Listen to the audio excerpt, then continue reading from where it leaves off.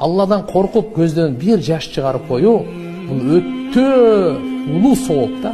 Мен силерге бир риваят айтайын. Пайгамбар саллаллаху алейхи вассалам айткан, кээде Алладан коркуп көзүнөн адам бир көз жаш чыгарса, периштелер жазыш керек да. Канча сооп жазабыз деп Алладан сурайт экен.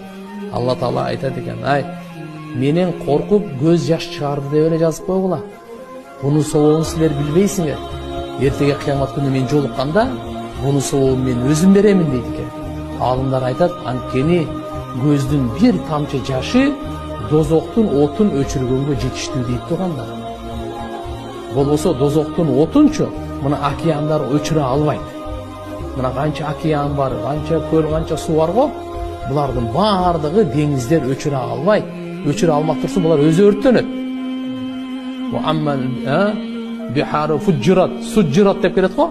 Мына ошол деңиздер кыямат күнү өрттөнөт. Сууга димкеде өрттөнөт. Каяктан өчүрөт бул? Бирок дозокту өчүрө турган эмне экен? Адамдын көзүнүн жашы экен.